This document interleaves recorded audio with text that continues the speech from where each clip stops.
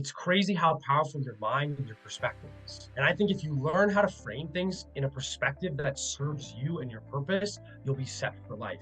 Daniel, would you like to introduce yourself and let everyone know who you are? Yeah, hi, my name is Daniel. I have known Rayhan since grade one. He's essentially my childhood best friend. And just a little bit about me, I'm 21 years old like him. I'm 2 months older than him, actually. And I'm in my fourth and final year at Western University, which is a school in Ontario, and I'm finishing my degree in accounting. And right now, I'm pursuing my chartered professional accounting designation.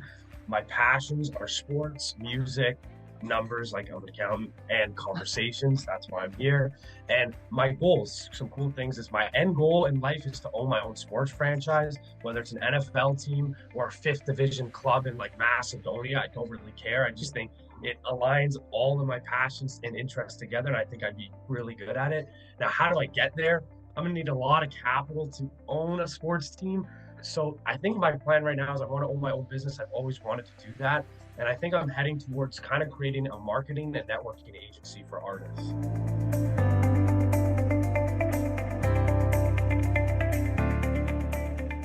So I think definitely the biggest challenge I faced, I touched on this a bit earlier, was developing my emotional intelligence. Hmm. So kind of my perspective was always, I get super naive looking back on it, but I used to think, so I was a very honest and genuine person. And I was always naturally an overshare. Like I probably shared way too many things that I shouldn't have shared with people, and it kind of ended up biting me in the back. But I would say like I would believe people would be honest as well. Like everything that they'd say was their honest and genuine opinion. It wasn't influenced by anybody else. It wasn't them trying to get something out of me or somebody else. I just thought everybody interacted like me. And I learned that is the furthest thing from the truth. Nobody is like me. Somehow I'm the anomaly here. And so I had to learn how to navigate being this honest person and genuine person and kind of putting myself in vulnerable states with people and not having them kind of take advantage of that. So I had to learn to still be this honest because I still want to be an honest, genuine, authentic person. I think that's the best way you can connect with people. And I've been able to have some amazing connections with people because of that. But I've learned how I had to learn where to be vulnerable with people, how to be vulnerable with people, which people to kind of choose. So that was a big learning curve there, and try to like put myself in their shoes and like so that my message could get across the way I wanted to get across. Hmm. That sense of authenticity of wanting to just be yourself, is that something that you think you were born with? Is that something that was developed over time that your parents helped you? Like where did that come from? Great question. It's definitely both nature and nurture. Like my mom and dad are both that way, so I definitely got their genes. And then I was raised in an environment where I saw all of that. Like I got to see like my parents growing up. Like I played baseball, and I one time I had this coach who I was the best hitter on the team, and he put me in the bottom of the order every single game. And we were 8 years old. Like the point of it, you're supposed to rotate people around, get them to all learn. And so my parents, like I got to see at 8 years old, they went up to my coach and they lit him up. Like there was a couple other kids that dealt with the same issues. Their parents weren't outspoken. They didn't want to say anything to the coach. But my parents went on the behalf of me and the other kids who felt like they were treated poorly, and they went out and dealt with the problem. So I guess I kind of always share that as well. I've Mm. always seen that. I've always wanted to kind of make my opinion feel heard. I've never been afraid to share my opinion. I've never been afraid to go after what I want. So it's definitely a combination of nature and nurture there. Mm. The first thing I'll say is like all the confusion, the fear, the anxiety, the stress that you feel at your age, it doesn't go away. It probably only multiplies, if I'm being honest, not to scare you or anything, but you just need to learn how to manage it. Like anytime, and I'm hoping I can relate to all of you listening, anytime in life that you've done something you thought was challenging, like maybe let's say, for example, for me, I had like 5 midterms in 8 days. And right before I'm like, oh my God, this is gonna be horrible. This week's gonna be dreadful. I'm gonna have to spend 10 hours a day studying. This is gonna suck. I can't do this. And then you get it done, and you always realize like this wasn't actually that bad. Like this wasn't even too challenging. So as you start to do more things that challenge you in your life, you start to get more comfortable with the fact, okay, you're gonna believe this might suck or this might be terrible, but after you've actually done it, you realize you're capable of doing it, and then you start to get confidence in your capabilities. Now, the Yeah. second advice I'd give to kids is I think I'd like you to understand your foundational pillars, like understand what makes you you, and those are really what your strengths are, and play to those strengths. So for example, my strength foundational pillars I'd say are my energy. I'm very energetic and enthusiastic, if you could not tell already. We could tell. My second I love is my communication. I feel like I've always been able to communicate with people, relate to their ideas, relate to their views.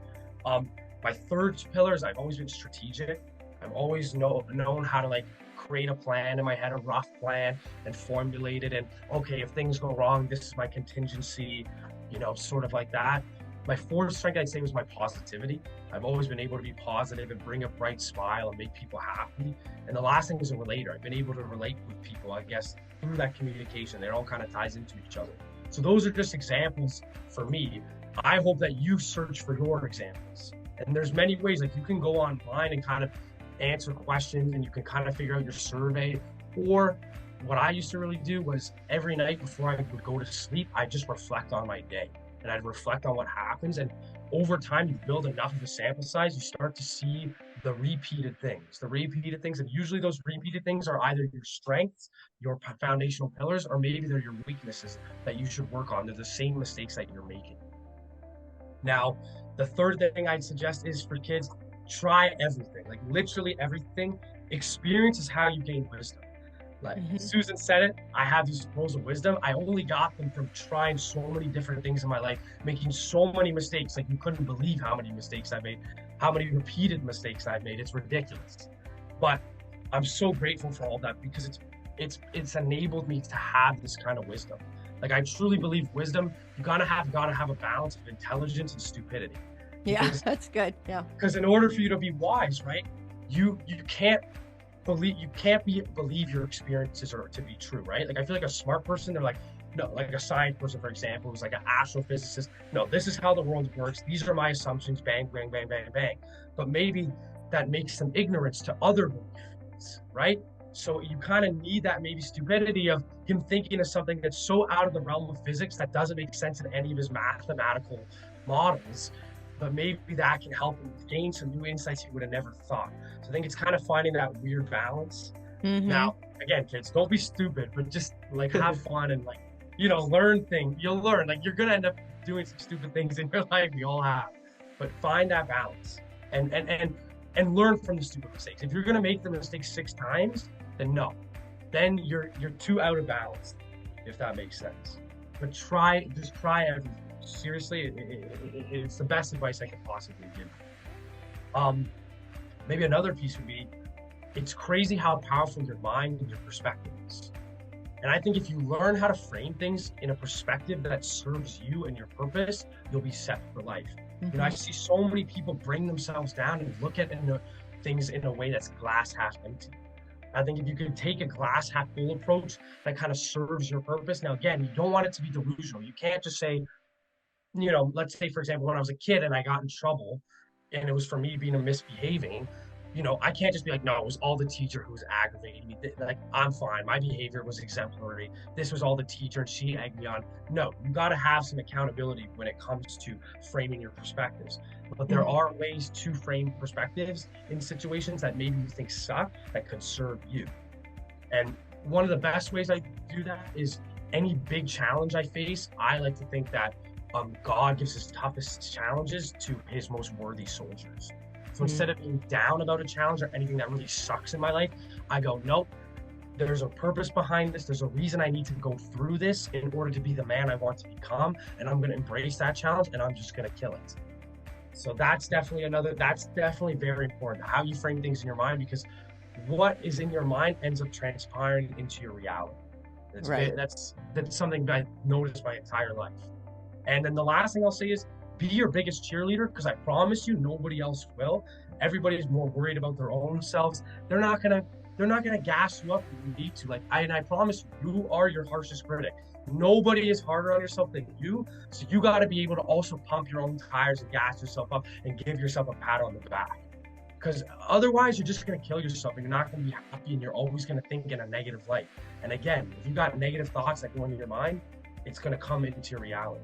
Yeah, I think it's one of the most freeing things you can do in your life is when you just accept the fact nobody kind of really cares what you do. Yeah. Honest to God, like they might notice you for 10 minutes. Maybe they say something to their friends like, "Oh, look at this guy," whatever, and then they're just a memory that they'll never remember again.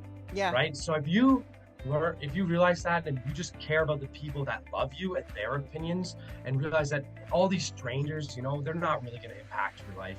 It's very freeing and you can start to live as your authentic self, the person that you want. Yeah, no, I definitely got teased. Like people make fun of me all the time. I think one thing you got to do is don't let it bother them. Like most of the time, they're just trying to make a joke and be funny, make people laugh. Just laugh with them. Like, man, I got teased all the time. Like, and I've learned like I don't mind if people make fun of me. Like, I think it's funny. Like, I'm a humorous, comedic person, and I understand that in comedy, you sometimes make jokes at other people's expense or at your expense. And if you don't take yourself that seriously and you kind of embrace your flaws, you'll realize like the jokes usually something is funny because you accept the truth behind it. Right. So if you're able to like, there's some jokes that people will say like they're just teasing, they're just being not nice people, and you can know like this person has no idea anything about me. There's some jokes that they might hit the deepest because they're hitting something that you know is true that maybe you don't like about yourself that much. I think maybe just don't take yourself so seriously and kind of just laugh it off. Like really helps there. Yeah. There's a saying where you only really need two people behind you and you could take over a country. So you Oh, don't yeah. need a lot of people. No. You just need that genuine connection. And something that I think you can use as a tester for that, and Rayhan and I have had this, is that we might not see each other or talk to each other for 2 years, but when we do, it's like we just pick up where we left off. And I had that with quite a few people. I'm blessed to be able to have that with people, and I've been able to connect on a deeper level with them. But I think the way to kind of achieve that is, and I'd encourage all the viewers, like have these deep conversations with people. Like you'll find you enjoy doing it because you're kind of talking about the things that maybe you've never really been able to talk about. And you'll realize just truly how similar human beings are and how we really want the same things deep down. And that, all of our difference are all just little immaterial things. And I think once you kind of get down to the crux and to the core of who we are as human beings, you start to connect with people and you relate to them more. And then you start to want to look out for each other and then help each other and kind of build a better world. Yeah. As corny as that sounds, but it's true. I know.